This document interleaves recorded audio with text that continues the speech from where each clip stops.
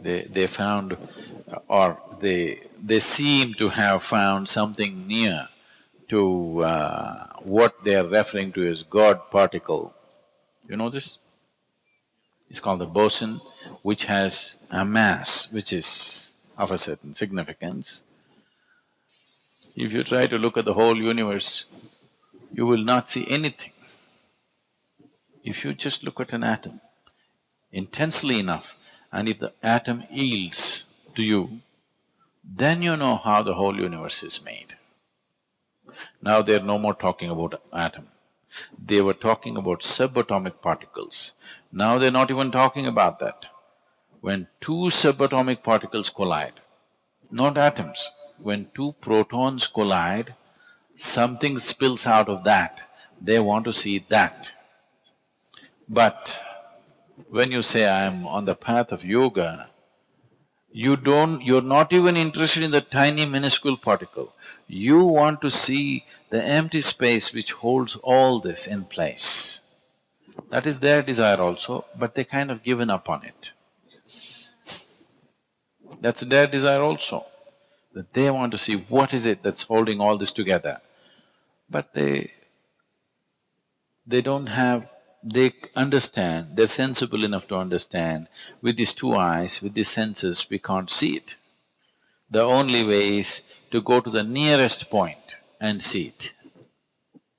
The nearest point is as far as away as Timbuktu. You understand? Right now, I don't know if you're interested in these things, but you must know these things because it's got a very direct relationship with yogic system. There was a time when scientists believed, they thought, let's say if this is an atom, big enough for you to see? Okay. If this is an atom, proton, neutron, electron are all embedded in it like these dots. They thought it was like that. Then by the time you came to high school, they wrote a different picture. They wrote one central circle which contains proton, neutron, and electrons are going around like planets in different formats. Yes, you've seen those pictures? But now they know it's completely wrong. And we have always known it's completely wrong. That's why textbooks never ever interested me, because when I look at it, it looked dumb. Today, suppose this is the size of the core of the atom. The electrons are, let's say, somewhere approximately a mile away. That's the kind of distance. You understand? Within an atom. An atom is not like this. No human being has ever seen an atom. Do you know this? Forget about a proton, neutron, electron. Nobody has ever witnessed an atom. Even in a super electron microscope, you cannot see it. In that, there is a housing where proton, neutrons are there, and the electrons are about a mile away in comparison, in proportion, I'm saying.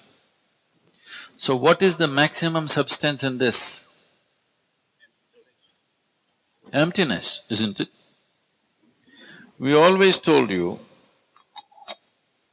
the yogic systems always insisted that the microcosm and the macrocosm are made the same way.